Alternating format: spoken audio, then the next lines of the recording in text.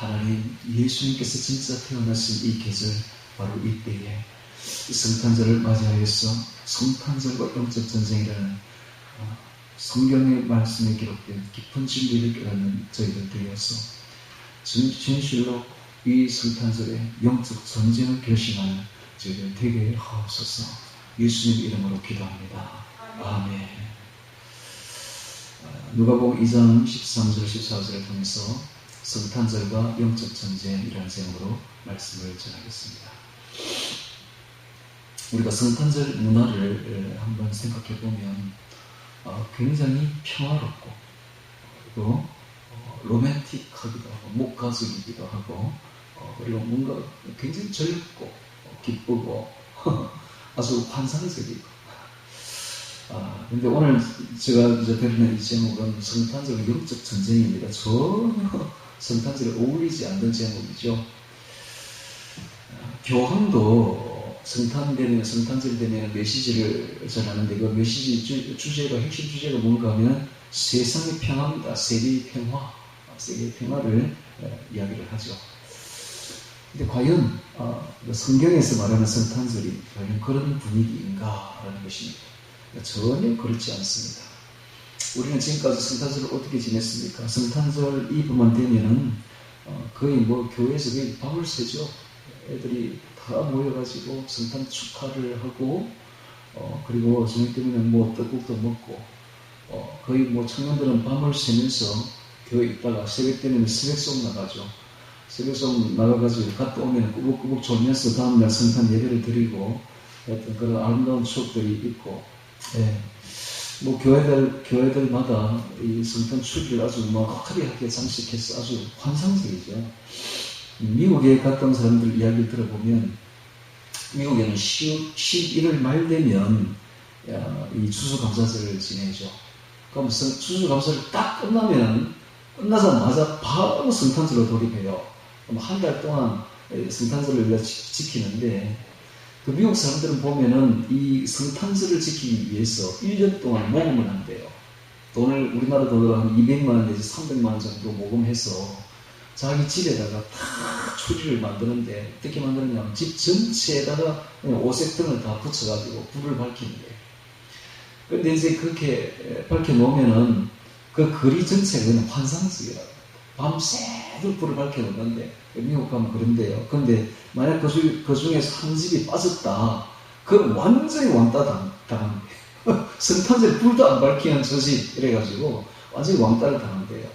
그런 분위기가 성탄절 분위기입니다. 교황도 아까도 이야기했죠. 교황도 성탄절 되면 세계의 평화를 메시지를 전하고.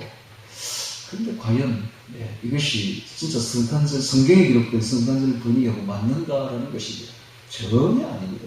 완전히 이 마귀가 미혹을 해가지고 세상에 평화를 주러 오신 분으로 소개를 하고 있는데 전혀 아닙니다.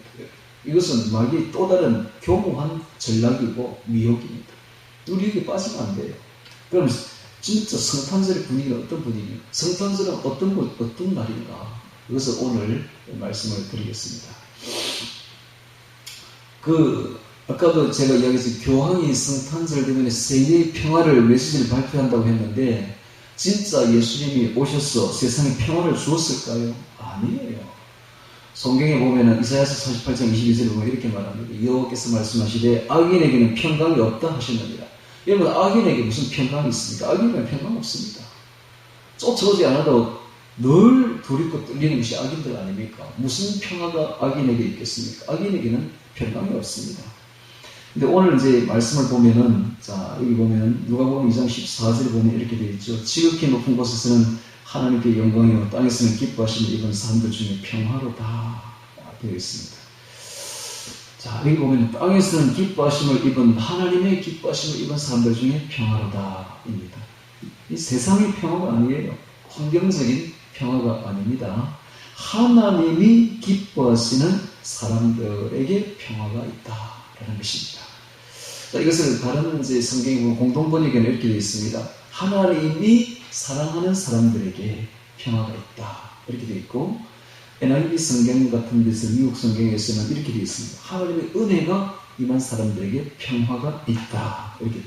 결국 말하면은 예수님을 믿고 그 말씀대로 그 가르침대로 순종하며 복음의 말씀대로 순종하며 살아가는 성도들에게 약속되어진 하나님의 평화죠. 이것을 예수님이 이렇게 말합니다. 요한복음 14장 27절에는 평안을 너에게 끼치노니 곧 나의 평안을 너에게 주노라. 내가 주는 것은 세상이 주는 것 같지 아니하니라. 너희의 마음에 근심도 말고 두려워하지도 말라 라고 말하고 있죠. 그래서 우리에게 예수님을 따르는, 예수님을 사랑하는, 예수님의 은혜가 임한, 예수님을, 하나님이 우리를 기뻐하시는 성도들에게만 하나님이 평안을 주신다라는 것입니다. 그런데 성탄절은 이 영적 전쟁이 아주 격화되는, 아주 심각한, 살벌한 날이 바로 성탄절입니다. 그때로부터 시작해서, 성탄절로부터 시작해서 지금까지 세상 끝나는 그날까지 이 영적 전쟁은 점점 격화되는 것입니다. 그런데 마귀는 이것을 물타기 하려고, 이 영적 전쟁이 없다라고 말하려고, 물타기 하려고 미혹을 하죠. 성탄절은 평화다, 환경적인 평화다, 세상의 평화다, 세상의 즐거움이다, 이렇게 물타기를 하는 거예요. 그래서 안 믿는 사람조차도 성탄절이 되면 그냥 즐거워합니다. 뭔지도 모르고 즐거워하고 쾌락을 즐기고 먹고 마시고, 마귀의 전략입니다. 마귀의 전략. 마귀는 이렇게 영적 전쟁을 물타기 하려고 하고 있어요. 그러나 실상은 이 성탄절은 엄청난 영적 전쟁의 신호탄이었습니다. 그래서 성탄절은 바로 영적 전쟁의 현장이죠. 그래서 첫 성탄절이 과연 우리가 지금 오늘 불렀던 이 찬송가대로 과연 정말 고요하고 거룩한 밤이었으며, 과연 무천사들이 비파를 들고 내려와서 찬송을 부르는 그런 황홀한 밤이었는가라는 것입니다. 전혀 아닙니다. 전혀. 그러니까 찬송가 전부 잘못된 거야. 분위기를 파악을 못해. 성경이 지금 어떤 이야기를 하고 있는지를 전혀 파악을 못하고 엉뚱한 방향으로 지금 사람들을 완전히 몰고 가고 있다는 것이, 이게 바로 마귀의 전략입니다. 오늘 찬송가 우리가 불렀던 112장에 보면 그 맑고 환한 밤중에 무천사들 내려와서 그 손에 비파 들고서, 손에 비파까지 들고, 얼마나 황홀합니까? 109장에 보면 고요한 밤, 거룩한 밤, 아기 잘 떠잔다. 얼마나 평화스럽습니까? 평안하고 고요하고.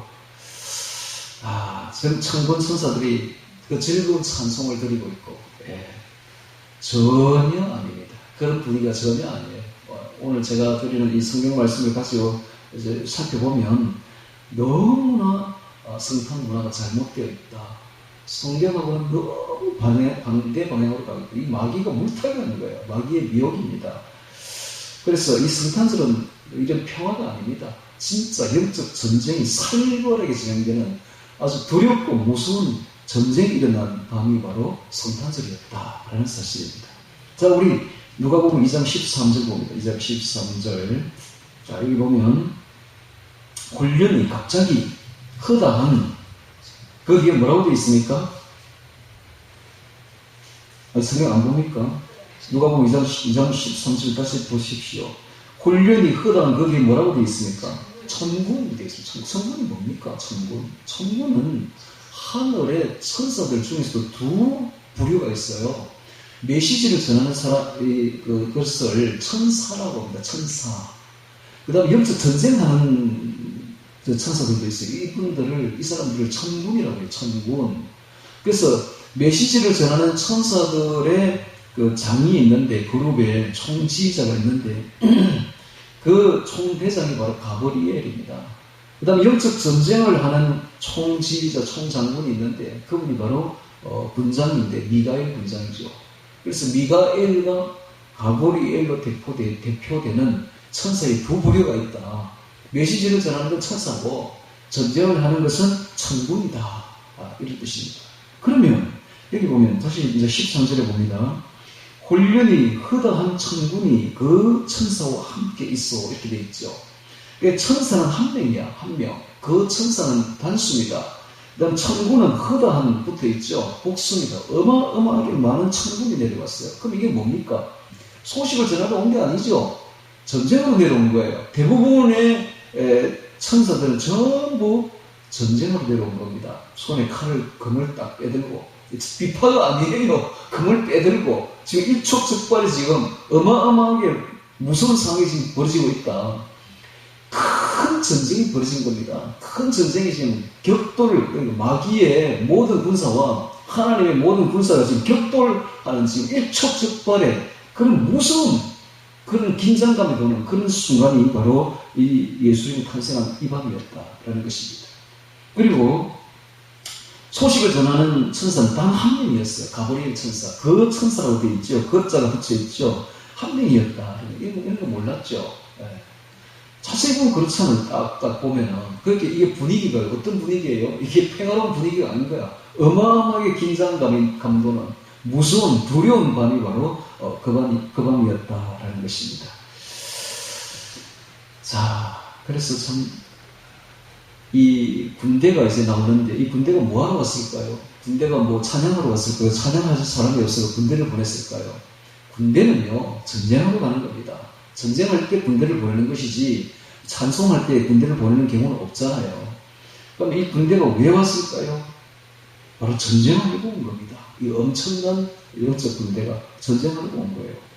계시록 19장 14절을 보면 하늘에 있는 군대들이 희고 깨끗한 세마포를 입고 백마를 타고 그를 따르더라 되어 있습니다. 그러니까 하늘에 군대가 있어요. 희고 깨끗한 세마포를 입고 백마를 타고 예수님과 함께 따르는 군대가 있다고요. 그분들은 천군이라고 말합니다. 그럼 이 천군들이 얼마나 많으냐 하는 것은 예수님이 말씀하셨어요. 마태복음 26장 53절에 보면 너는 내가 베드로에게 말하기를 너는 내가 내 아버지께 구하여 지금 12영 더 되는 천사를 보내시게 할 수 없는 줄로 아느냐? 영이 나오는데 12영이 나오는데 영이 군단입니다. 군단. 헬라어로 레게온인데 레게온. 우리나라 말로 하면 1개 사단 정도 의 군단이에요. 규모가 어느 정도 되는 1개 사단이 1개 군단이 당시에 레게온이 6,000명입니다. 6,000명. 보병 6,000명. 그다음 기병이 120명. 말 타는 기병이 120명. 그럼 이 12군단이니까 12영이니까 곱해보면은 6,000명 곱하기 12를 하면 72,000명이에요. 그 다음에 기병은 1,440명입니다. 어마어마한 군대들이죠. 이런 군대들이 오면은 어떻게 돼요? 인간 목숨 정도는 전멸시킵니다. 완전히. 그거 안 봤어요? 열왕기 한가상 보면은 그 하늘에 군대들이 내려와가지고, 예, 19만 5천 명을 완전히 다 죽여버리잖아요. 하룻밤에. 이 정도의 능력이 있는 거예요. 엄청난 능력이. 살벌합니다. 바로. 이 엄청난 능력을 가진 이 천군들이 집결하고 있는 거예요. 지금 예수님 탄생하는 그 밤에 어마어마한 군대들이 하늘에 다 내려와가지고 지금 와 대단합니다. 이게 그냥 폼 잡으러 내려온 게 아니에요. 어마어마한 전쟁이 벌어졌다는 겁니다. 도대체 무슨 전쟁이 벌어졌길래 천군들이 이렇게 다 내려와가지고 이렇게 칼을 빼들고 살벌한 밤이 펼쳐지고 있었는가 하는 겁니다. 그러니까 우리가 찬송 부를 때가 너무 다른 거예요. 지금 분위기 자체가. 우리는 뭐 평화, 천만의 평화 아닙니까? 전쟁입니다. 전쟁하려고 내려온 거예요. 예수님 탄생하는 그 밤은 정말 살벌한 밤이었다. 어마어마한 전쟁이 일촉즉발, 하나님의 군대와 마귀의 군대가 완전히 전면전을 일으킬 수 있는 그런 엄청나게 무서운 살벌한 긴장감이 도는 그런 밤이었다라는 것입니다. 그러니까 고요하고 평화로운 밤이 아니었어요. 어마어마하게 두려운 밤이었다라는 것입니다. 그러니까는 대부분의 천사들은 전부 칼을 빼들고 천군이 지금 집결하고 있었고 소식을 딱 방금 이게 14절에 있는 지극히 높은 곳에서는 하나님의 영광이요 땅에서는 기뻐하시는 이런 사람들 중에 평화로다라고 저는 소식을 전하는 천사는 단 한 명, 가브리엘밖에 없었다라는 것입니다. 이걸 알아요. 자, 그러면 이 밤이 도대체 어떤 밤이었는가를 성경은 밝혀주고 있는데 요한계시록을 찾습니다. 요한계시록 12장 4절 봅니다. 요한계시록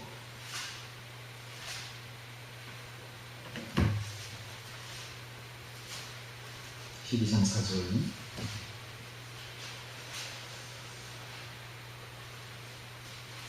자, 12장 1절부터 제가 읽겠습니다. 하늘에 큰 이색이 보이니 해를 입은 한 여자가 있는데 그 발 아래는 달이 있고 그 머리는 12개의 멸류관을 썼더라. 이 여자가 아이를 베어 해산하게 되며 아파서 예수 부르짖더라. 하늘에 또 다른 이색이 보이니 보라 큰 붉은 용이 있어 머리가 7의 푸른 열이라. 그 열의 머리에 7 멜류관이 있는데 그 꼬리가 하늘 별 3분의 1을 끌어다가 땅에 던지더라. 용이 해산하려는 여자 앞에서 그가 해산하는 그 아이를 삼키고자 하더니 여자가 아들을 낳으며 이는 장차 철장으로 만국을 다스릴 남자라. 그 아이를 하나님 아까 그 보좌 앞에 올려가더라. 되어 있습니다. 자, 이 묘사를 이렇게 자세히 보면 이 용이 마귀라는 걸 알 수가 있죠. 사탄입니다. 해산하려는 여자는 이스라엘 백성들을, 이스라엘을 말합니다. 그럼 해산한 아기는 예수 그리스도입니다. 딱 보면 알 수가 있죠. 만국을 다스릴 남자고 철장을 다스릴 권세를 가졌고 하나님의 보좌 앞에 올려간 이분이 바로 예수 그리스도잖아요. 그럼 예수님이 태어나려고 하는 그 밤에 예수님을 딱 태어나면 삼켜버리려고 지켜 서 있는 붉은 용이 있죠. 사탄입니다. 이런 분위기예요. 그래서 여기 보면은 14절에 보세요. 4절에 보면 용이 해산하려는 여자 앞에서 이런 말이 있죠. 앞에서 이 앞에서가 빠져 있어요. 우리나라 성경에는 이 앞에 서 있다, 이 서 있다는 그 단어가 있는데 원어에는 이게 빠져 있어요. 헬라어에 보면은 헥스테텐이라는 서다라는 그 전치사 앞에 있는데 그게 빠져 있어요. 그래서 앞에서 에노피움 여자 앞에서 서 있었다 이렇게 해석해야 되는데 서 있었다는 걸 빼고 있어요. 공동번역에는 걸 잘 묘사를 하고 있는데 막 해산하려는 그 여자가 아기를 낳기만 하면 그 아기를 삼켜버리려고 그 여자 앞에 지켜보고 서 있었다. 딱 지켜보고 서 있었다. 얼마나 무섭습니까? 이런 상황입니다. 얼마나 살벌합니까? 아기가 태어나기만 하면 그 아기를 확 집어 삼켜버리려고 용이 딱 지켜보고 서가지고 있는 거예요. 앉아있는 것도 아니고 딱 서서 있는 거예요. 정말 무서운 상황이죠. 정말 두려운 밤입니다. 그래서 천군들이 그렇게 내려온 거예요. 수없이 내려와가지고 인전태세를 갖추고 칼을 빼들고 예수님을 보호하려고 마귀와 영적 전쟁을 벌이려고 그렇게 내려온 그 밤이 바로 성탄절 밤이었다라는 것입니다. 성탄절은 본질적으로 영적 전쟁입니다. 영적 전쟁. 이것이 현실 세계로 딱 나타난 게 바로 헤롯 왕이 그렇게 하고 있죠. 마태복음 2장 16절에 보면 이에 헤롯이 박사들에게 소문을 알고 심히 노하여 사람을 보내어 베들레헴과 그 모든 지경 안에 있는 사내 아이를 박사들에게 자세히 알아본 그때를 표준하여 베들레헴과 그 인근에 있는 2살 이하의 사내 아이를 다 죽여버렸습니다. 이게 현실 세계를 그대로 나타나죠. 영적 세계가 현실 세계로 나타나는 게 바로 이런 사건입니다. 그 당시에 베들레헴과 그 인근에 있었던 2살 이하의 남자아이가 약 30명 내지 40명 정도 되었다고 학자들이 추정합니다. 다 죽은 거예요. 완전히 비극이죠. 집단 학살이 자행된 밤이 날이 바로 성탄절입니다. 성탄절이 이런 날이에요. 이렇게 찬송가 부르면서 그냥 기분 내고 평화 외칠 그런 분위기가 아니라는 겁니다. 성탄절은 영적 전쟁이에요. 그 본질이, 그 기초가 바로 영적 전쟁이다. 첫 성탄절이 앞으로 일어날 격렬한 영적 전쟁의 신호탄이었다. 마귀 편에서 보면은 예수님이 오신다는 것은 자기 편에서 올 때는 자기 멸망입니다. 그 나라 멸망이에요. 예수님이 오심으로써 마귀의 나라가 멸망하는 겁니다. 가만히 있겠어요? 그동안 이 세상을 장악해왔던 이 어둠의 왕국이 무너져 내리는 겁니다. 하나님 나라가 이 땅에 세워지는 거예요. 예수님이 오시는 것은. 그래서 우리 인간의 신령 속에 예수님의 속죄사였다. 그 다음에 성령님의 임재를 통해서 하나님 나라가 우리 안에 건설되기 시작하는 겁니다. 이름으로써 마귀는 점점 어둠의 왕국이 무너져 내리는 거예요. 그 시발점이 바로 성탄절입니다. 그러니까 어떻게 마귀 편에서 가만히 있겠어요? 마귀는 가만히 있지 않죠. 어떻게 하는지 막아야 했던 것입니다. 이것이 바로 성탄절이다. 그런 것입니다. 보십시오. 오늘 우리나라도 똑같아요. 우리나라 지금요, 정말 보면 재밌어. 마지막 때가 된 것 같아. 어떻게 이제 같은 저런 인간이 바로 악인 중에 악인데 죄인 중에 죄인이잖아. 감옥에 가야 될 사람이 어떻게 대통령이 되려고 나오는 것 자체가 얼굴에 철판을 깔아도 완전히 악의 화신이죠. 악의 화신, 어둠의 화신이다. 저런 사람이 지금 대통령 될 거라고 지금 나와 있는데 놀랍게도 지지율이 더 높다니까 지금 지지율이. 그래서 지금 우리나라가 지금 영적 전쟁 한가운데 서 있습니다. 여러분, 우리나라가 지금 영적 전쟁에 천병에 딱 서 있다는 걸 볼 수가 있죠. 이게 영적으로 봐야 돼요. 이런 거는 현실적으로 일어날 수 없는 일이잖아요. 이건 아주 영적입니다. 우리나라가 지금 영적 전쟁을 하고 있구나. 빛이냐 어둠이냐. 어둠으로 대표되는 저 세력과 빛으로 대표되는 이 세력이 또 김문수만한 사람이 없잖아요. 파팜이라고 하잖아요. 파팜이. 별명이. 파도 미담만 나오는.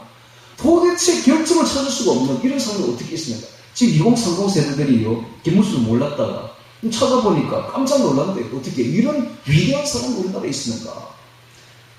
빛의 세계입니다. 빛의 아들이야. 빛의 아들이 지금 대표되는 겁니다. 그러니까 빛과 어둠이 지금 싸우는 거예요. 우리나라가.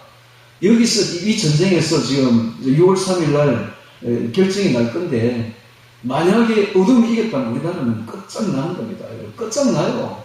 완전히 공산화됩니다. 중국화되고 북한화되는 거예요. 중산층이 완전히 무너져 내립니다. 부동산은 가격이 폭락할 거고 주식은 완전히 폭락할 겁니다. 완전히 그냥 제일 좋은 사람이 노동자들. 아는 것들은 가난한 자들만 좋겠지. 좀 나아지겠지. 그러나 조금이라도 재산을 가진 사람들은 폭망하는 겁니다. 바로. 반대로 빛의 세력이 이겼다. 그러면 우리나라가 어떻게 되느냐? 머지않아 세계 제2위 대국으로 올랐습니다. 뿐만 아니라 북한과 합병이 돼버려요. 북한을 흡수합니다. 뿐만 아니라 동북 삼성, 우리 옛날에 고토 간도당 다 가져옵니다. 그리고 이 동북아시아의 거대한 세력으로 나라가 성장하면서 전 세계에 복음을 전파하는 빛의 나라가 될 것입니다. 그러니까 이 6월 3일이 어마어마한 날이야. 이게 바로 빛이냐 어둠이냐 영적 전쟁에서 이기느냐 지느냐의 기로에 놓여 있는 것입니다. 예. 이게 이제 하나님께서 하시겠죠. 누가 이길지는 아무도 몰라요. 이번에 제가 뉴스 보니까 아마 그날 이런 말이 나올 거예요. 출구조사에서 47대 47이다. 누가 이길지 아무도 모르는 거예요. 깜깜한 거예요. 완전히. 진짜 가슴 졸이면서 봐야 될 그런 겁니다. 그리고 지금 부정선거를 막으려고 미국에서 지금 대거 인력이 들어왔습니다. 틀림없이 부정선거 일어날 거니까 이거 막겠다는 겁니다. 그러니까 이번에는 부정선거 하기가 좀 어려울 겁니다. 그래도 하겠죠. 그러니까 우리는 절대로 사전선거 해서는 안 돼요. 본선거로 가야 됩니다. 사전선거는 불법, 완전히 부정선거로 가는 겁니다. 이건 진짜 전쟁입니다. 이건 영적 전쟁이에요. 이거는 제가 볼 때는 영적 눈으로 딱 떠보면 우리나라는 지금 큰 영적 전쟁 속에 들어있구나. 빛이냐 어둠이냐. 그렇습니다. 예수님 오심으로 그냥 이 땅에 평안을 온 줄로 아는데 사람들은 천만에 예수님 오심으로 영적 전쟁이 더 치열해졌다. 그때부터 시작되었다. 라고 보는 게 옳은 겁니다. 자, 창세기 3장 15절 찾습니다. 창세기 3장 15절. 창세기 3장 15절입니다.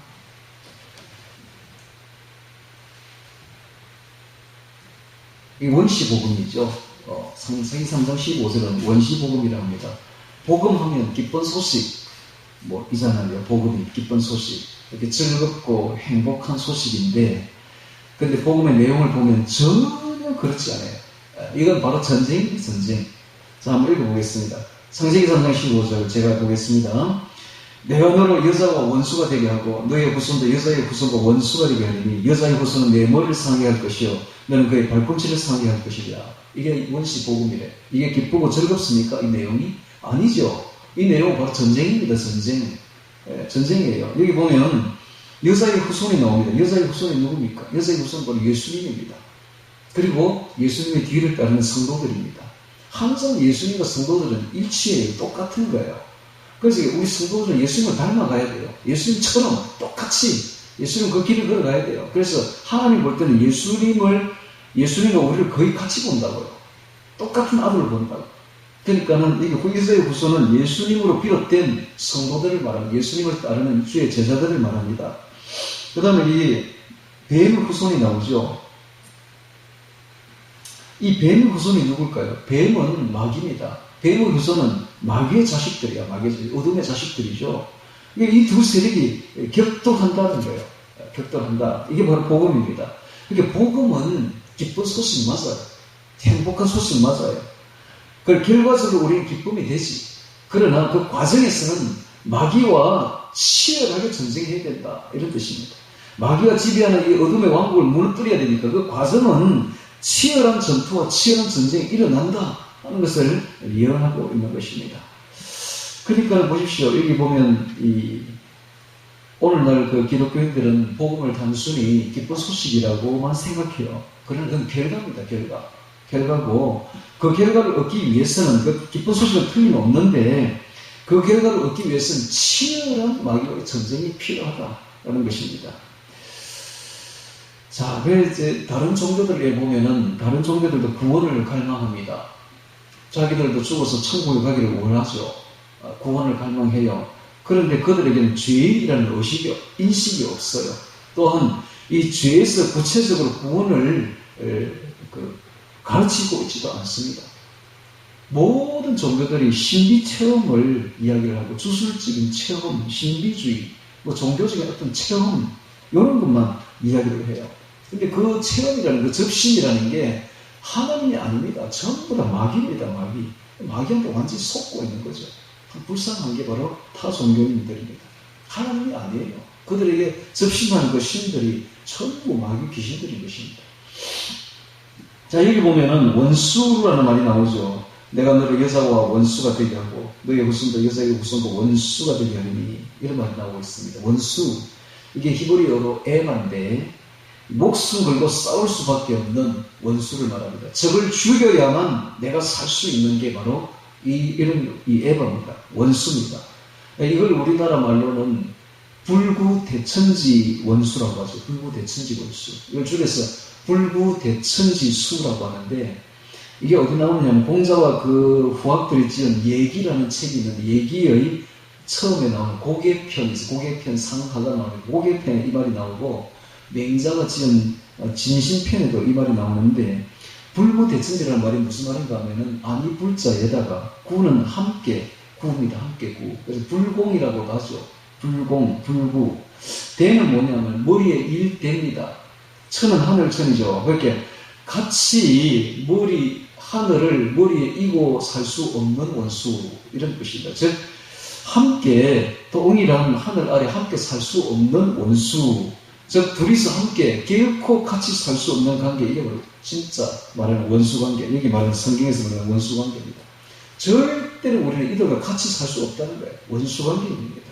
그래서 뱀의 후손인 마귀의 자녀들과 여자의 후손인 예수님과 예수님을 따르는 성도들은 같이 살 수 없는 거예요. 이건 원수관계인 것입니다. 그러니까는 성탄절이 시작된 그날로부터 시작해서 세상 끝날 종말 때는 그날까지 이 빛의 세력과 이 어둠의 세력은 끝없이 투쟁하고 목숨 걸고 싸울 수밖에 없는 영적 전쟁이 벌어진다라는 것입니다. 이게 바로 성탄절인 것입니다. 그렇게 예수님 오심으로 시작된 이 첫 성탄절이 영적 전쟁이 딱 되는 시발점이라는 거예요. 그때부터 격화된다는 거예요. 점점 격화되어 나간다. 상하게 한다라는 말이 있죠. 너는 그의 머리를 상하게 할 것이고 그들은 너의 발꿈치를 상하게 할 것이다. 상하게 한다라는 말이 있는데 이건 미완료해로 되어 있습니다. 그러니까 끊임없이 멈추지 않고 집요하게 지속적으로 상대가 끝장날 때까지 이런 뜻입니다. 상처를 계속 입힌다는 거예요. 이게 바로 영적 전쟁의 특색입니다. 여러분, 오늘 우리가 빛의 자녀라면 이 어둠의 세력들이 우리를요 조금 이렇게 괴롭히다 말 것 같죠? 천만에 우리가 죽을 때까지 끝장날 때까지 계속 괴롭힌다는 겁니다. 이게 바로 영적 전쟁의 특색입니다. 그러니까 긴장해야 돼요. 절대로 긴장의 끈을 늦추면 안 됩니다. 우리는 죽는 그날까지 평화는 없다라는 걸 알아야 됩니다. 끝없이 전쟁해야 됩니다. 이들은요 아주 교활하고 고도로 이제는 교모하게 발전시켜가지고 우리를 괴롭힙니다. 유혹한다고요. 그러니까는 이 사실을 깊이 깨닫고 하여튼 우리를 그들의 목적은 지옥에 끌고 가는 겁니다.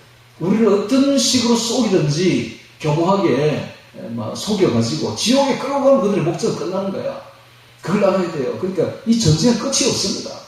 절대 끝나지 않습니다. 우리가 천국 가는 그 순간까지 계속된다. 이 전쟁은 점점 격화된다. 그런 걸 알아야 됩니다.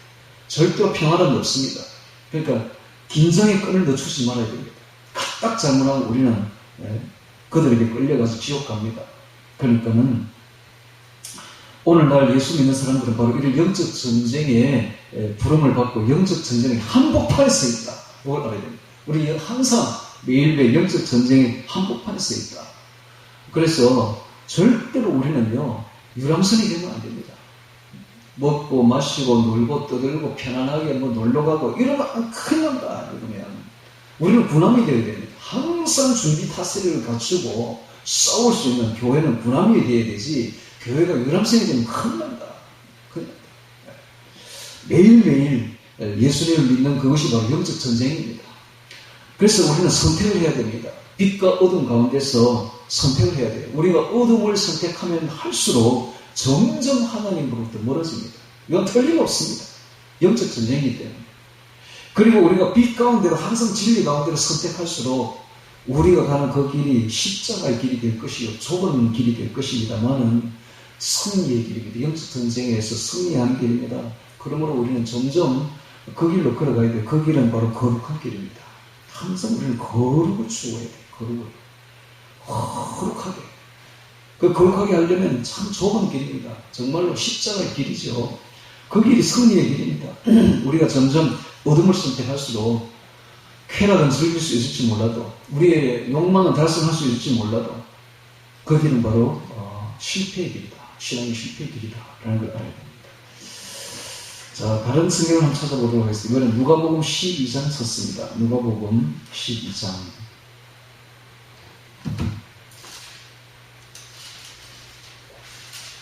누가복음 12장 49절부터 보겠습니다. 49절 부터 53절까지 썼습니다. 제가 읽겠습니다. 내가 불을 땅에 던지러 왔노니 이 불이 이미 붙었으면 내가 무엇을 원하리요? 나는 받을 세례가 있으니 그 이룰까지 나의 답답함이 어떠하겠느냐? 내가 세상에 화평을 주러 온 줄로 아느냐? 내가 너희에게 이르노니 아니라 오히려 분쟁케 하려 함이로라. 이후부터 한 집에 5사람이 있어 분쟁하되 셋이 둘과 둘이 셋과 하리니 아비가 아들과 아들이 아비와 어미가 딸과 딸이 어미와 시어미가 며느리가 시어미가 분쟁하리라 하시니라 되어 있습니다. 예수님이 이 땅에 오신 목적이 불을 땅에 던지러 왔다고 말하고 있습니다. 불이 뭘까요? 불을 던지러 왔다. 보험사들은 이 불을 성령의 불이라고 표현합니다. 과연 그럴까요? 성령의 불을 던지러 왔다? 과연 맞을까요? 전체 문맥을 한번 보십시오. 성령의 불이 전혀 아니죠. 이건 적대감을 말합니다. 적대감을 던지러 왔다. 예수님이 이 땅에 오심으로써 영적 전쟁이 격화될 것이다. 즉 신자와 불신자 사이에 적대감이 일어날 것이다. 이런 뜻입니다. 칠흑같이 캄캄한 어두움이 지배하던 이 세상에 빛으로 오신 예수님이십니다. 그리고 그 빛을 따라서 예수님을 받아들이고 진리를 따라 살기로 결단한 빛의 자녀들은 이 어둠의 자녀들과 격돌하게 되어 있는 겁니다. 격돌하게 되어 있어요. 싸우게 되어 있는 겁니다. 왜? 진리 때문에. 빛 때문에. 이 어둠의 세력에 빛이 들어왔으니까 싸울 수밖에 없는 거예요. 빛과 어둠은 절대로 함께 가지 못합니다. 진리와 거짓은 절대로 함께 있을 수 없는 겁니다. 싸울 수밖에 없는 겁니다. 그래서 정면 충돌하는데, 적대감을 가지고 정면 충돌하는데 그 갈등이 어마어마할 것이다 라고 이야기를 하고 있는 겁니다. 그래서 여기 보십시오. 이 아버지와 아들이 싸울 것이다. 예수님을 믿게 되면 아비와 아들도 싸우게 된다고요. 딸과 어미가 싸우게 될 것이다. 며느리와 시어미가 분쟁하게 될 것이다. 이런 말을 하고 있습니다. 그러니까 예수님이 딱 태어난 그 순간부터 시작해서 예수님을 믿게 되면, 우리가 진정으로 믿으려고 하면 이 세상에서 그런 사람은 반드시 고난을 당하게 될 것이다. 예수 때문에, 진리 때문에. 그래서 사회생활도 그렇고, 사회생활할 때도 그렇고, 직장생활할 때도 그렇고, 심지어 가정에서조차, 보십시오. 가정에서조차 큰 싸움이 일어나게 될 것이다. 왜? 하나님 뜻대로 살려고 하니까. 그런 사람은 그렇지 않은 사람과 절대 절대로 같이 살 수 없어요. 정면 충돌하게 되어 있을 것이다. 불이 붙었다는 말은 영적 전쟁이 이제 시작되었다는 겁니다. 그리고 한번 불이 붙기 시작하면 그냥 꺼지는 게 아니라 격화될 것이다. 날이 갈수록 격화될 것이다. 예수님이 이런 말을 하고 있는 겁니다. 그러니까 이 불은 종말까지 갑니다. 마지막 끝때까지 계속될 것이다.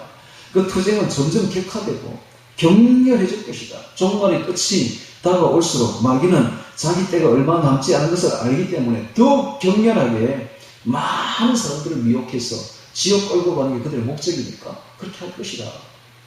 그래서 엄청난 싸움이 벌어질 것이다. 이런 것입니다. 마귀는요, 지금 우리가 알아야 될 것은 대다수의 기독교인들을 유혹하는 데 성공했어요. 거짓으로 유혹했어요. 그리고 대다수의 기독교인들을 다 지금 지옥으로 끌어가고 있는 중입니다. 그걸 알아야 돼요. 오직 소수만, 극소수만 진리의 좁은 길로 걸어갑니다. 진리의 좁은 길로 가리고 막 길을 쓰고 걸어가고 있는 거예요. 이게 바로 종말의 끝이 다가올수록 이 영적 전쟁은 더욱더 격화될 것이다. 마귀의 미혹하는 역사도 더욱 고도화되고 교모화질 것이다. 고도로 속일 것이다. 이걸 알아야 됩니다. 그러니까는 지금은요, 교회 다닌다고 다 천국 가는 거 아니에요. 여러분. 저는요, 지금 다른 교회에서 저를 자꾸 초청해가지고 설교를 하러 하는데 너무 하기 싫어요. 왜? 그들과 나는 너무 안 맞아. 나 가면은 이런 소리가 할 수밖에 없어. 이런 소리 누가 듣기 좋아합니까? 그냥 살살살 마사지나 하는 설교 좋아하지. 저처럼 이렇게 진짜 메시지를 전하는 설교 누가 좋아합니까? 아무도 좋아 안 한다니까. 그러니까 가기 싫어. 나도 가기 싫어. 솔직히 부르지 않았으면 좋겠어. 다 그 길로 가고 있습니다. 다 그 길로. 다 그 길로. 그런 교회는 사람도 많아요. 보면. 우리같이 이런 교회는 사람도 없잖아. 다 튕겨 나가버리잖아 지금. 그런데 대부분 다 지옥으로 끌려가고 있습니다. 이게 성공했으면 마귀가 아주 성공했어요. 이런 싸움이 격화될 것이다. 라는 것입니다. 여러분, 신천지 한번 보십시오. 신천지가 100% 다 거짓말 전파한다고 생각해요? 절대 아니에요. 신천지에 가면 초급반이 있어요. 초급반, 중급반, 고급반이 있는데 이 초급반에 들어가면요, 일반 교회에서는 듣도 보지도 못한 진리를 전합니다. 진짜 진리를 전해요. 그러니까 확 넘어지는 거지. 그 딱 들어가 보면 물론 거짓도 많지만 그 중에는 진리도 많다니까요. 딱 섞어가지고.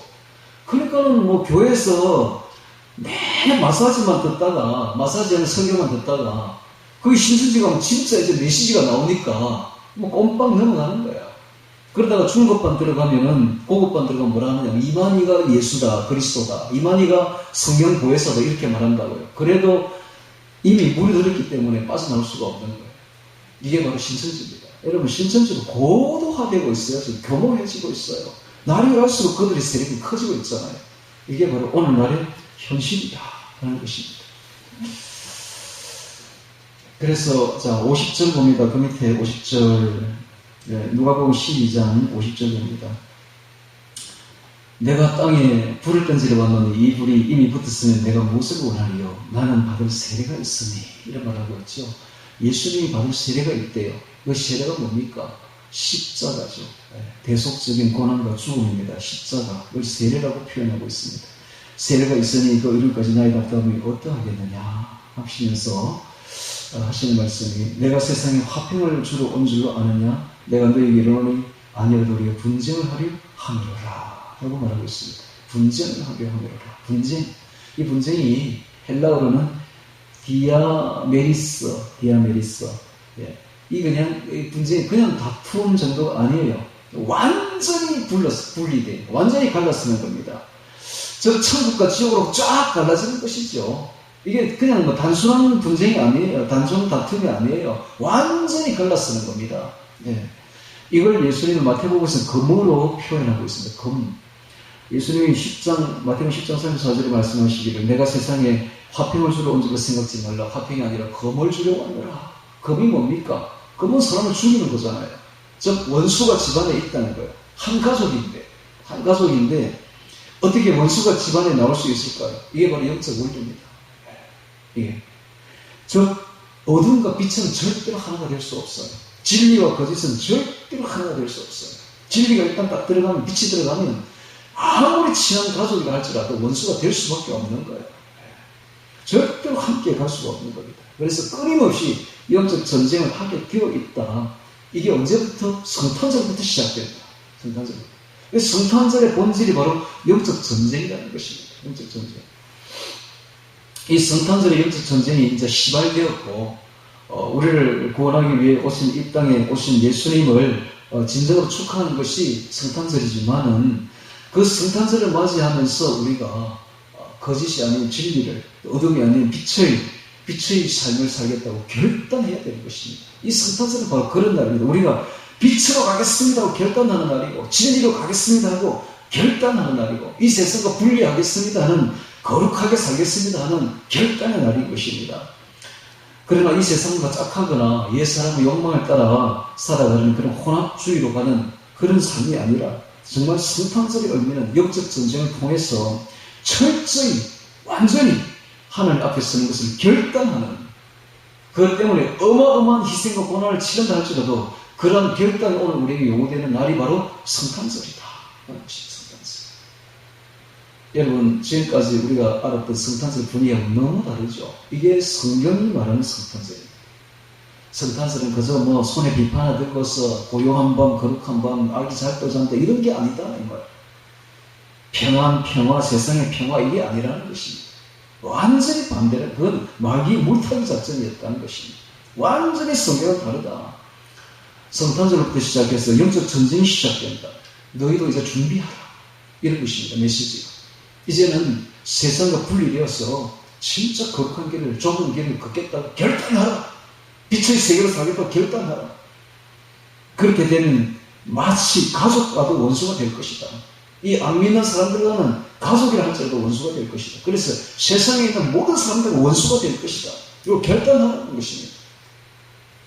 그래서 오늘날 예수 믿는다는 사람이 안 믿는 사람과 어깨동무를 하고 같이 좋다 하면서 끌어가는 사람 전부 가짜입니다. 가짜입니다. 예수 딱 믿었다 하면 모든 친한 친구들을 다 끊어야 돼요. 가족이라 할지라도 다 끊어내야 돼. 아버지를 할지라도 끊어내고, 엄마를 할지라도 끊어내고. 이게 바로 예수 진짜 믿는 사람들의 모습인 것입니다. 제가 한 예를 들겠습니다. 마크 가브리엘 박사 예를 들겠습니다. 이분은 지금 미국에서 복음 사역을 활발하게 전구하고 있는 사람인데, 그의 태생은 이집트였습니다. 그가 태어날 때부터 시작해서 그는 5살부터 그의 삼촌이 큰 사원에 목회를 하고 있는 그 목회자를 그쪽에서 이맘이라고 합니다. 우리나라 말로 목사 정도 되죠. 큰 사원, 대사원의 이맘이었던 그의 삼촌의 지도를 따라서 5살 때부터 코란을 암송하기 시작해서 12살에 완전히 암송을 다 했다고 해요. 그리고 그가 그 카이로에, 이집트 수도인 카이로에 그 가장 큰 대학인, 제일 좋은 대학인 알아즈하르드 대학교에 입학하게 됩니다. 이 대학교는 무려 970년에 세워진, AD 970년에 세워진 대학교인데, 이 대학교는 유럽의 최초의 대학교라고 합니다. 이슬람 학문의 중심지요, 수니파의 최고 대학이라고 합니다. 여기에 이 맹문대학에 입학하게 됩니다. 그리고 거기서 학부 4년을 공부를 하게 되는데, 졸업할 때에 그때 6,000명이 졸업하는데 2등으로 졸업할 정도로 수재였다고 합니다. 이 가브리엘 박사가. 그가 전공한 것은 이슬람 역사와 문화를 전공했는데, 전공해서 알아보니까 너무나 이스라엘의 역사와 문화가 야만적이고 폭력적이고 모순으로 점철된 그 문화를 보면서 환멸을 느꼈다고 합니다. 그리고 이제 그가 졸업해서는 카이로의 교회에 있는 한 작은 사원에서 기도회를 인도하고 설교를 하는 이맘이 되었어요. 목사가 되었어요. 전도사급이죠. 목회를 시작했는데, 거기에는 절대로 아이들에게 질문을 하게 하면 안 된다고 그래요. 토론도 안 돼. 그냥 전하는 거야. 그런데 그걸 무시하고 이 가브리엘이 아이들을 모아가지고, 학생들을 모아가지고 서로 토론하게 하고 질문하게 했어요. 그러니까는 거기에 있는 목사가 불렀던 거예요. 불러가지고 당신 그렇게 하지 말아라. 그건 위험한 일이다. 왜냐하면은 이슬람이 거짓이거든, 전부 다. 그러니까 이 질문하고 토론은 큰일 나는 거예요. 뽀름 다 나는 거야. 그러니까 절대 그래 하지 말아라. 라고 말한 거예요. 그때에 이 가브리엘이 그 이맘에게 뭐라고 말했냐 하면은, 내가 볼 때, 내가 아무리 연구해봐도 이 코란은 하나님 말씀이 아니다. 이건 인간의 사상일 뿐이다. 이렇게 말한 거예요. 이건 바로 폭탄 선언인 거야. 이슬람에 대해서는 폭탄 선언이야. 이거 완전히 폭탄 선언이야. 이거 사형 선고는 똑같은 거예요.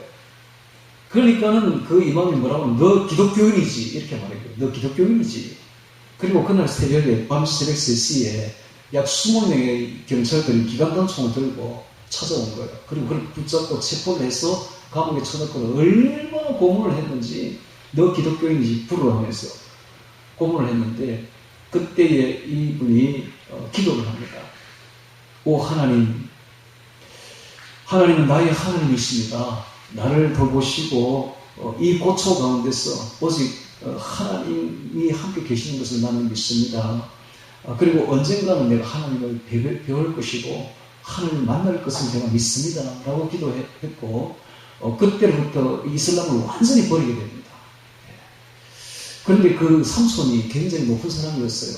그 큰 교회 이마민 뿐만 아니라 이집트 의회의 높은 지위에까지 있었다고 합니다. 그리고 이 삼손의 영향으로 거기서 벗어나게 돼요. 감옥에서 빠져나오게 되죠. 그리고 그는 빠져나와도 점점 그 마음속에 하나님에 대한 진리에 대한 갈망이 점점 커지는 겁니다. 하나님은 어떤 분이실까? 그런데 이제 이 이슬람에서는 이렇게 말한다 그래요. 기독교나 천주교는 절대 가지 말아라. 그들은 거짓으로 성경을 조작했기 때문에 그건 절대로 성경을 보면 안 된다라고 말한다 그래요. 그래서 그 말을 들어봤기 때문에 기독교나 천주교에 가지고 있는 성경을 볼 생각하지 않고 힌두교나 불교 서적을 보면서 그 인격적인 하나님을 찾아보려고 했지만 찾깁니까? 절대로 안 찾기지. 여기는 인격적인 하나님이 아니지 않습니까? 실패합니다. 그러니까 낮에는 먹고 살아야 되니까 바쁘니까 안 되지만 밤이 되면 혼자 있으면 하나님이 어떤 분일까 너무 궁금한 거예요. 네. 그래서 갈망으로 인해서 밤을 지새웁니다. 불면증이 걸려요. 불면증이 걸리다 보면 두통이 오죠. 너무 심해요. 이게 1년이 지속됩니다. 잠도 못 자고 두통으로 1년을 고생하다가 약국에 갔는데 그 약사가 여자 약사였는데 기독교인이었어요. 그래서 내가 너무 고통을 받고 있다. 너무 하나님을 찾고 있는데 찾기지도 않고 내가 너무 불면을 밤을 보내고 있다라니까 그 약사가 아무 말 하지 않고 자기가 보던 성경을 이렇게 주는 거예요. 그리고 성경을 받아들고 집에 옵니다. 와서 그 성경을 읽으니까 그토록 갈망하던 그 하나님이 성경에 있는 거예요. 성경에서 그냥 하나님을 만나버린 겁니다. 이 성경을 읽다가. 그리고는 결단을 합니다. 저는 이제 예수님을 믿겠습니다. 하면서 결단을 해요. 그리고 그 다음날 이제 약국에 갑니다. 가서 그 약사에게 너무 내가 고맙다고, 내가 이제 예수를 믿게 되었다고. 그러니까 약사가 얼마나 기쁘겠어요. 왜냐면 기뻐 뛰는 거예요. 그래서 남편에게 연락해가지고, 이분을 데리고 이제 자기 다니는 교회로 간 거예요. 교회 가서 그 목사님에게 소개를 한 겁니다. 그랬더니 목사님이 막, 벙 나자빠지는 거예요. 안 된다고. 이 사람이 어떤 사람인데 이 사람은 유명한 이맘이 아니냐고. 이분이 우리 교회 폭탄 때리게 일어난다. 하는 거예요. 그 다른 교회에 세 군데를 찾아서 똑같은 게 반응이, 이분 오면 우리 교회 폭탄 때리게 일어난다. 그래서 할 수 없이 멀리 교회로 빠져나가가지고 아무도 모르는 곳에 가서 시골 교회에 가가지고 자기를 탁 정체를 숨긴 채 여기서 한 1년간 교회 예배를 드리게 됩니다. 그러다가 이제 자기가 집으로 들어오게 되고 어느 날 부친에게, 자기 아버지에게 내가 예수를 믿게 되었노라고 고백합니다. 그래서 부친의 반응이 어떤지 아십니까? 바로 큰 총을 가져오더니 5발을 쏴요. 물론 그 아들에게 쏴지는 않았어요. 근데 막 이 주변에 막 5발을 쏜 거예요. 그러니까 그 분위기가 그런 분위기야, 거기는. 그러니까는 도저히 안 돼가지고 미국으로 망명을 합니다. 그 뒤에 그를 인도했다는 그 약사 부부에게도 사람들이 막 찾아가가지고 그 약국을 불러주려고 해요. 그리고 죽이겠다고 협박합니다. 그러니까 도저히 살 수가 없죠. 그러니까 이 부부들도 정리를 해서 캐나다로 이민을 가요. 이게 뭡니까? 이게 바로 영적 전쟁이에요. 우리는 지금 기독교가 인정이 된 나라에 사니까 영적 전쟁이 잘 필요에 와닿지 않죠. 근데 이슬람 세계는 이게 바로 영적 전쟁이야. 아버지가 자기의 총을 겨루고 쏘는, 보십시오. 저희 성경은 똑같잖아요. 예수 믿으면 이렇게 되는 겁니다. 예수를 우리가 만났다. 예수를 만남으로써 거기 가브리엘 박사는 자기 고향을 떠날 수밖에 없었어요. 자기의 조국을 등질 수밖에 없었어요. 자기의 가족, 친척을 떠날 수밖에 없었던 것입니다. 성경과 똑같습니다. 너의 본토 친척 아버지를 떠나 되어 있잖아요. 예수님을 만나면 그렇게 될 수밖에 없는 거예요. 영적 전쟁이 일어날 수밖에 없는 거예요. 오늘 우리는 이 성탄절을 맞이하면서 주님을 따르는 자들로서 우리는 어떠한 삶을 살아야 되는가 결단해야 되는 것입니다. 이 가브리엘 박사처럼 진리를 위해서 목숨을 걸어야 되는 것입니다. 정말 그런 사람에게 하나님은 만나주시는 것입니다. 또 그런 사람을 통해서 오늘날의 이 구속사의 주인공으로 하나님이 귀히 쓰실 것입니다. 그러므로 우리가 이 성탄절을 맞이하면서 이런 영적 전쟁의 자세를 매일매일 견지하면서 정말로 긴장하면서 거룩하게 빛의 세계, 빛의 아들로 살아가기를 주의 이름으로 축원합니다. 다 같이 오늘 말씀 기억하며 기도드리겠습니다.